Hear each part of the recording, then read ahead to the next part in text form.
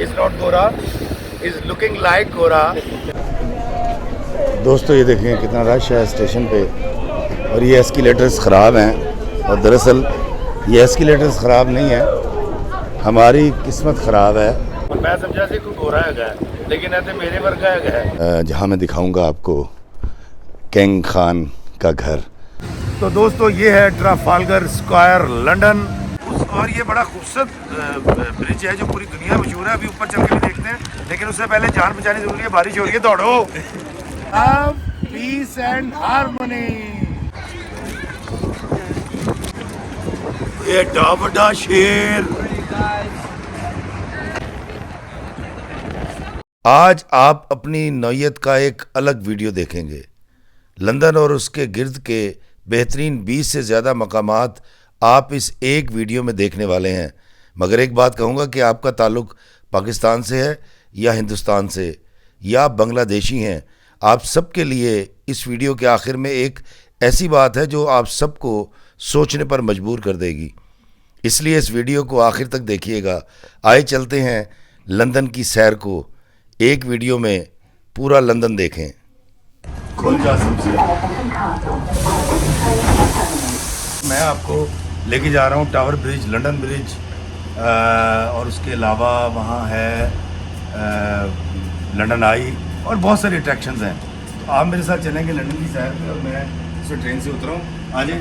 میں ٹرین سے اترا ہوں اس وقت اور ہم یہاں سے جائیں گے، دوسری ٹرین پکڑیں گے اور وہاں سے ہم لندن برج جائیں گے، ٹاور برج جائیں گے اور میں آپ کو دکھاؤں گا. یہ سیڑھیاں اوپر کی طرف جاتی ہیں. آئیں میرے ساتھ.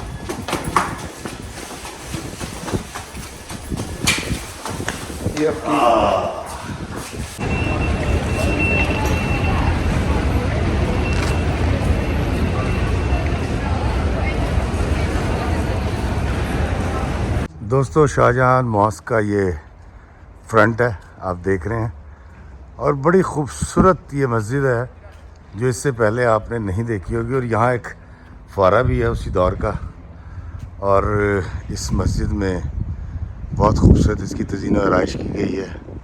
دوستو یہ ایک تاریخی مسجد ہے. اس مسجد کا نام مسجد شاہ جہان ہے. یہ انگلینڈ کی پہلی مسجد ہے، مگر اس کے علاوہ اس کی تاریخی حیثیت بہت بڑی ہے. ہندوستان کی آزادی کا پہلا مطالبہ اسی مسجد سے کیا گیا تھا. پہلا احتجاج جو انگلینڈ کے خلاف ہوا تھا، انگلینڈ کے اندر سے ہوا تھا، اور وہ اسی مسجد سے ہوا تھا. اور پھر ہندوستان آزاد ہوا. ہندوستان کی آزادی میں اس مسجد شاہ جہان کا بھی بہت بڑا حصہ ہے. پہلی اور دوسری جنگ عظیم کے ان مسلمان شہداء کے لیے ضرور دعا کیجیے گا. یہ وہ ساری کہانیاں ہیں جن کے اوپر ہمیں کام کرنے کی ضرورت ہے. یہ وہ ساری کہانیاں ہیں جو ہم نے اپنے پاکستانی بچوں کو ضرور بتانی ہے. دوستو یہ وہ یادگار ان شہداء کی، ان سے جڑی ہوئی کہانیاں، ان شہداء کے بچوں کے ساتھ کیا ہوا. اگر کچھ شہداء وہ تھے جن کی شادیاں ہونے والی تھی، کچھ شہداء وہ تھے جن کی شادیاں ہوئی بھی تھیں، ان کے بچوں کا کیا ہوا. تاریخ کے پنوں کے اندر ان تمام شہداء کی وہ خوشیاں، وہ غمیاں، وہ قربانیاں کہیں مدھم ہو گئیں، مٹ کے رہ گئیں. یقیناً ان میں سے کوئی کسی سے پیار کرتا ہوگا، کسی کی بیوی ہوگی، کسی کی ماں اس کا ساری زندگی انتظار کرتی رہی، کسی کے بچے اپنے باپ کو کے انتظار میں رو رو کے ہلکان ہو گئے. یہ ہیں وہ ہستیاں. یہ ہے پیس گارڈن. میتیں لائی گئیں اس جگہ پر تو کوئن تک بات پہنچائی گئی. اب کیونکہ مسلمانوں کی تدفین بھی ہوتی ہے، مسلمانوں کو کفنایا بھی جاتا ہے، اور ان کا اس کا ہمارے مسلمانوں کو دفنانے کا خاص طریقہ بھی ہے. تو کوئن نے اس وقت کے علماء سے رابطہ کیا، اور میں نے جو آپ کو بتایا مسجد شاہ جہاں کے جو امام صاحب اس وقت کے تھے ان کو بلایا گیا. انہوں نے ان شہداء کی تدفین کی، کفنایا، اور اس جگہ پر ان کو دفن کیا گیا تھا. لیکن اس کے بعد کچھ ایشوز کریٹ ہو گئے. ان ایشوز کی وجہ سے ان شہداء کی قبروں کو یہاں سے ایک اور جگہ پر شفٹ کر دیا گیا. یہ شاہ رخ خان کا گھر ہے، اور خان صاحب جب آتے ہیں تو یقیناً اسی گیٹ سے گزرتے ہوں گے اور یہیں سے اندر جاتے ہوں گے. یہاں کتنے کمرے ہیں؟ یہ مجھے پتہ 6-7 منزلہ یہ گھر ہے، اور لیکن میں اس کی زیادہ تفصیل نہیں جانتا. کہا یہ جاتا کہ یہ شاہ رخ خان کا گھر ہے جس کی قیمت 177 کروڑ روپے ہے. Thank you. دوستو میں آپ کو اب लेके जा रहा हूँ एक तारीखी झूले की तरफ। आप बहुत सारी इंडियन फिल्मों में और पाकिस्तानी फिल्मों में इस झूले को देख चुके हैं। इसमें बहुत सारे गाने भी हुए हैं और ये मेरे पीछे आपको लंदन आई नज़र आ रहा है और मैं उस तारीखी झूले की तरफ आपको लेके जा रहा हूँ। दोस्तों ये है वो झूला जिसका मैं जिक्र कर रहा था, लंदन आई के पास है। ये पीछे लंदन आई भी नज़र आ रहा है और अक्सर आपने इसको राज कपूर की फिल्मों में देखा होगा, इंडियन फिल्मों में नज़र आता था। दुनिया की सैर कर लो, दुनिया की सैर कर लो, इंसान के दोस्त बनकर इंसान से प्यार कर लो। Around the world in $8, around the world in $8। Raj Kapoor ने कहा था अराउंड द वर्ल्ड इन $8, लेकिन मैं कहता हूँ कि around the London $8,000, around the London $8,000। दोस्तों ये है वेस्टमिनिस्टर ब्रिज, वो सामने वेस्टमिनिस्टर और ये बिग बैन। ये है लंदन ब्रिज और आए मेरे साथ, मैं आपको दिखाता हूँ लंदन ब्रिज और उसके नज़ारे। 1766 में इसका काम का आगाज़ हुआ था। बड़ा पुराना ब्रिज है और दरिया थेम्स पर है ये, थेम्स। और वो दूर आपको नज़र आ रहा है टावर ब्रिज, मैं आपको दिखाऊंगा। अक्सर लोग गलती ये करते हैं कि वो इस ब्रिज को टावर ब्रिज कहते हैं और उसको लंदन ब्रिज कहते हैं, जबकि वो टावर ब्रिज है, ये लंदन ब्रिज है। तो मैं इसको आपको चारों तरफ से इसको दिखाता भी हूँ आपको, और इसके अंदर इसके इर्द गिर्द क्या क्या अट्रैक्शन है वो भी दिखाता हूँ। लंदन ब्रिज का ये नीचे का हिस्सा ये दरिया थेम्स है और दरिया थेम्स के हवाले से हम आगे भी बात करेंगे, लेकिन एक बात में बड़ी खसूसी बात आपको बताता हूँ। ये जब समंदर चढ़ जाता है तो ये पानी रिवर्स हो जाता है और जब समंदर उतरता है तो ये पानी इस तरफ चल पड़ता है। ये एक बड़ी एक अजीब सी बात है टाइड्स का और उसका समंदर का उतार चढ़ाव से, ज्वार भाटा से इसका ताल्लुक है। लंदन ब्रिज का ये जो नीचे का हिस्सा वो ऐसे दिखाई देता है। आए अब आपको लेके चलते हैं टावर ब्रिज। दोस्तों ये ब्रिज टावर ब्रिज जो है ये दरमियान में से ऐसे आप देख रहे हैं खुल जाता है और फिर ये ऐसे बंद हो जाता है और ये अब नीचे लाते हैं तो ये खुल जाता है। टावर ब्रिज दोस्तों मुझे ये हवा तेज़ की वजह से स्टाइल बनाना पड़ेगा कि मुझे कैप को पकड़ना है वरना मेरी टेंट नज़र आ जाएगी। दोस्तों न्यू स्कॉटलैंड यार्ड, जी हाँ ये इनकी एक इन्वेस्टिगेशन की एजेंसी है। स्कॉटलैंड यार्ड का हमने बहुत ज़्यादा नाम सुना हुआ है। ये बिल्कुल देखें इस तरफ लंदन आई है, ये देखें ये लंदन आई है और दरिया के पार जब आप इस किनारे पे आते हैं तो ये है न्यू स्कॉटलैंड यार्ड, यूके की एक बहुत बड़ी इन्वेस्टिगेशन की एक एजेंसी। दोस्तों लंदन में जा बजा इस तरह की बहुत सारी यादगारें हैं, क्योंकि ये अपने मुल्क के लिए काम करने वालों को कभी नहीं भूलते और इस तरह की बहुत सारी यादगारों से लंदन भरा पड़ा है। इनको शूट नहीं किया जा सकता, इनको शूट करने के लिए शायद आपको कई महीने दरकार होंगे। दोस्तों 1950 और 1953 के दरमियान कोरिया में डेमोक्रेसी लाने के लिए और उसकी आज़ादी के लिए ब्रिटिश आर्मी के जिन नौजवानों ने कोशिश की थी और जाने दी थी, उनकी याद में ये मेमोरियल है। और दोस्तों ज़रा आप करीब लाएं कैमरे को तो देखें, इसने बड़ा खूबसूरत ये मुजस्मा है और इसने सर झुका रखा है और लगता है जिमें जमहूरीत ले आके ना ए भी बेचारा नमोशीदा शिकार हो गया। इज़ नॉट गोरा, इज़ लुकिंग लाइक गोरा but he is Pakistani. His name is Asif. Asif की हाल है? अगे आओ जी, ठीक है? ਇਹ ਸਾਡਾ ਭਾਈ ਹੈ ਜੀ ਪਾਕਿਸਤਾਨ ਤੋਂ। ਕਿਹੜੀ ਥਾਂ ਤੋਂ? ਇਸਲਾਮਾਬਾਦ। ਇਸਲਾਮਾਬਾਦ ਦਾ ਹੈ ਤੇ ਲੱਗਦਾ ਗੋਰਾ ਹੈ। ਕਹਿ ਨਾ ਯਾਰ ਬੰਦੇ ਦੇ ਪੁੱਤਰ ਬਣ ਗਿਆ। ਤੈਨੂੰ ਇੰਗਲਿਸ਼ ਆਉਂਦੀ ਹੈ? ਤੇ ਇੰਗਲਿਸ਼ ਦੱਸ ਇਹਨਾਂ ਨੂੰ ਵੀ ਆਉਂਦੀ ਹੈ। ਬਸ ਇੱਜ਼ਤ ਕਰਿਆ ਕਰੋ ਵੱਡਿਆਂ ਦੀ ਬਸ। यार आसिफ ने बहुत अच्छा लगा। आसिफ आप जीते रहे, आपने वर्दी पहनी हुई है और माशाल्लाह मुझे बड़ा अच्छा लगा आपसे मिलकर। और मैं समझा से कोई गोरा है लेकिन ऐसे मेरे वर्गा है। ट्राफालगर स्क्वायर जहाँ शाहरुख खान का गाना हुआ था, चला हंसदा फिरे चला रोंदा फिरे चला गली गली रुलदा फिरे चले तू सबदा ਚੱਲੇ ਤੇਰਾ ਕੋਈ ਨਹੀਂ ਚੱਲਾ ਗਲੀ ਗਲੀ ਰੁਲਦਾ ਫਿਰੇ ਚੱਲਾ ਕੀ ਲੱਭਦਾ ਫਿਰੇ। यही वो ट्राफालगर स्क्वायर है जहाँ पर आपने दिलवाले दुल्हनिया ले जाएंगे में शाहरुख खान और अमरीश पुरी की मीटिंग देखी थी। ये वो जगह है जहाँ पर बहुत सारे कबूतर हुआ करते थे दोस्तों।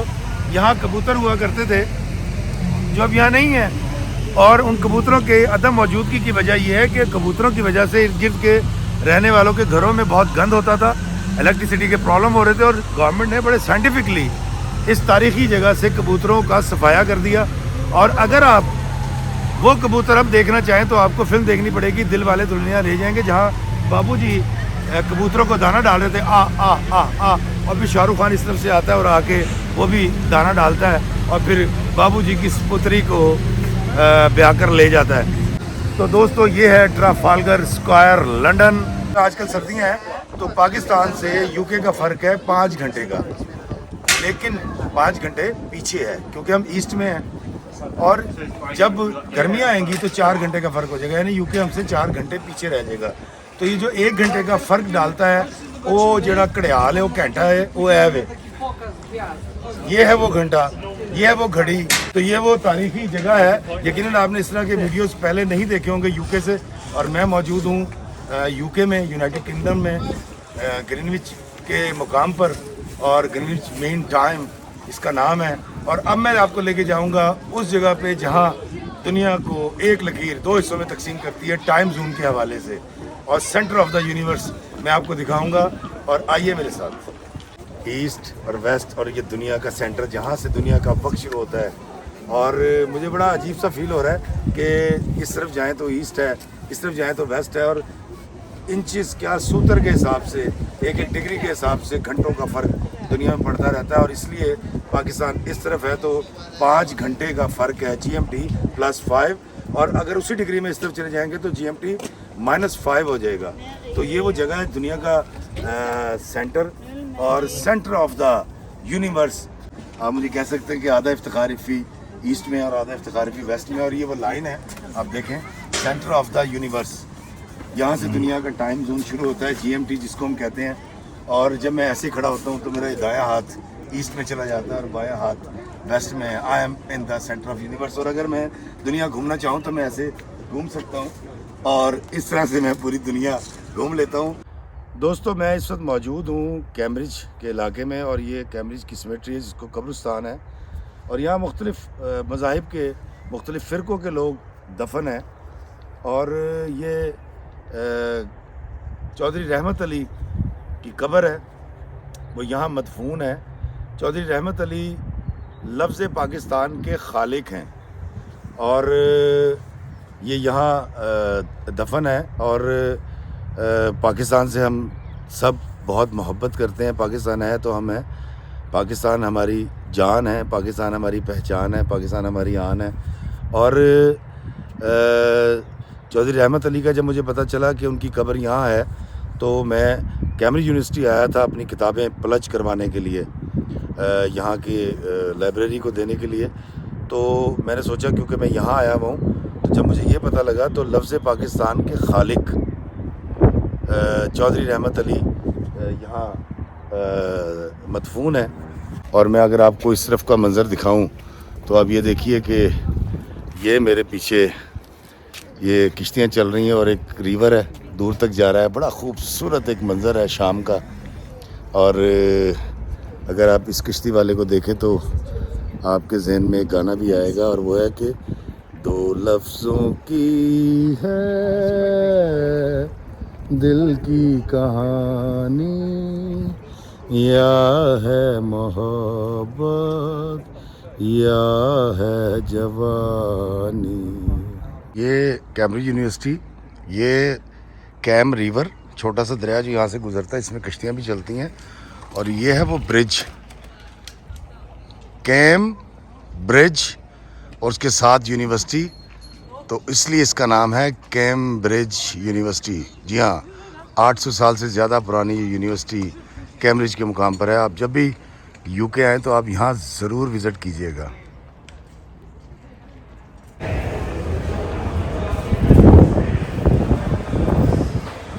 दोस्तों यहाँ इस तरह के बोर्ड लगे हुए हैं, विक्टोरिया लाइन जा रही है और मुझे जाना है पैडिंगटन, ये रहा पैडिंगटन। तो 1 2 3 4 5 6 7 8 9 10 11 12 13 ये 14 स्टॉप पे मैंने जाना है। हाँ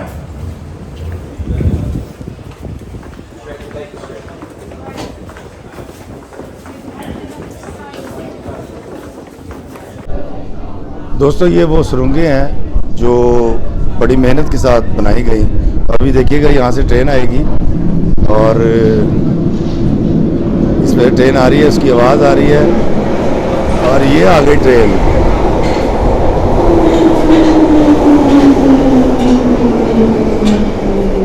ये देखिए, और लोग इसमें बैठेंगे और हम यहाँ से बैठ के जाएंगे पैडिंगटन स्टेशन। दोस्तों ये अंडरग्राउंड ट्रेन से मैं उतर गया हूँ पैडिंगटन स्टेशन के ऊपर और मैं यहाँ से जाऊँगा अपने होटल। और ये पूरे लंदन में ये ट्रेनें चलती हैं अंडरग्राउंड। और देखें कितना रश है और ये सवारियाँ, ये लोग बड़े आसानी से अपने मंजिलों को पहुँच जाते हैं। और ये ट्रेन चल पड़ी है, ये देखें। और ये पूरे लंदन के अंदर ये ट्रेनें चलती हैं। मेरे लिए बड़ी आसानी हो जाती है एक जगह से दूसरी जगह जाने पर। और ये एक जाल बिछा हुआ है अंडरग्राउंड का, जिसमें पूरे लंदन में ट्रेन्स जाती हैं। दोस्तों ये देखें कितना रश है स्टेशन पे। और ये एस्केलेटर्स ख़राब हैं और दरअसल ये एस्केलेटर्स ख़राब नहीं है, हमारी किस्मत ख़राब है। दोस्तों ये सीढ़ियाँ चढ़ते चढ़ते मैं थक इसलिए गया हूँ कि मैं सुबह से व्लॉगिंग कर रहा हूँ लंदन में और बहुत ज़्यादा थकावट हो गई सारी सीढ़ियाँ चढ़ के। और मेरे साथ मौजूद हैं, ये देखें अजीम भाई, और ये है वो लड़का यासिर महमूद जो मेरे साथ मेरी बहुत सारी कवरेज कर रहा था। और ये है अंडरग्राउंड ट्रेन का स्टेशन। दोस्तों ये डिसिप्लिन देखें कि क्योंकि ट्रेन भरी भी आई है तो यहाँ से रश है, तो इन लोगों को रोक दिया गया है। जो जाने वाले लोग हैं उनको रोक दिया है इसने, जब तक ये इजाज़त नहीं देगा ये जा नहीं सकते यहाँ से। ये एक बड़ी खूबसूरत बात है यहाँ के, ये लोग कानून की बड़ी पासदारी करते हैं। दोस्तों ये मशीनें हैं जहाँ से आप ऑस्टर कार्ड जो है चार्ज करते हैं। ये है ऑस्टर कार्ड और इसको आप इस मशीन में डालते हैं, कार्ड डालते हैं और जितने पैसे डालने उसमें डालें और ये कार्ड चार्ज हो जाता है। और फिर आप बड़े आराम से ट्रैवल करते हैं जहाँ भी आपने ट्रैवल करना हो। आगे की सीढ़ियाँ भी ख़राब हैं, लगता है फिर पैदल चलना पड़ेगा।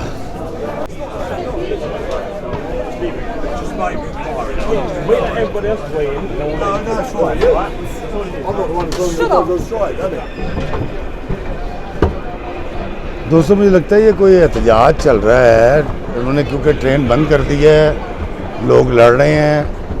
और ये ट्रेन बंद क्यों की है अंडरग्राउंड ये मुझे नहीं पता, लेकिन मुझे लगता है कि कोई इशू है जिसकी वजह से अंडरग्राउंड ट्रेन को बंद कर दिया गया है।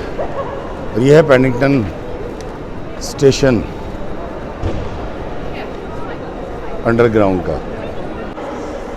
दोस्तों अंडरग्राउंड के स्टेशंस के ऊपर देखें इस तरह से इन्होंने फैसिलिटेट कर रखा है और यहाँ बहुत सारी शॉप्स भी हैं जहाँ से लोग चीज़ें ख़रीदते हैं और खाते हैं। लेकिन दोस्तों एक सवाल है, 1857 में अंग्रेज़ ने कब्ज़ा किया हिंदुस्तान पे और 1863 के अंदर ये पहली ट्रेन चला दी गई।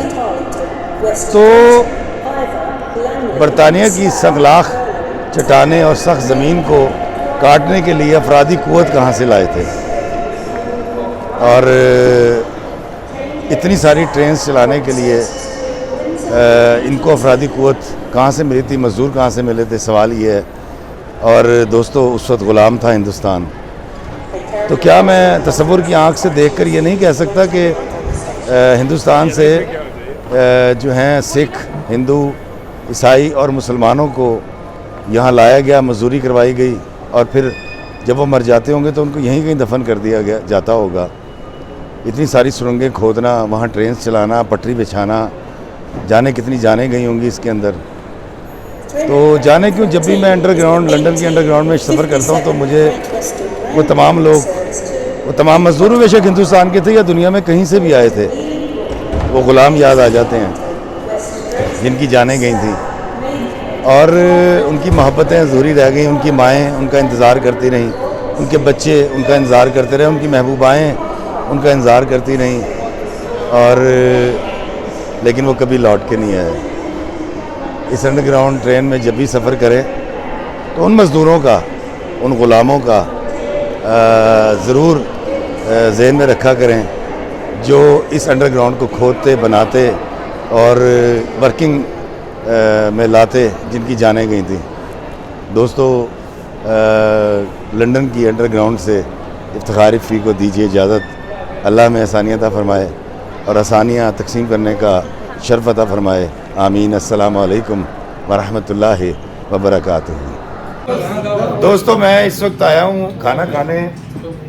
یہ کون سی جگہ ہے؟ ہنزلو.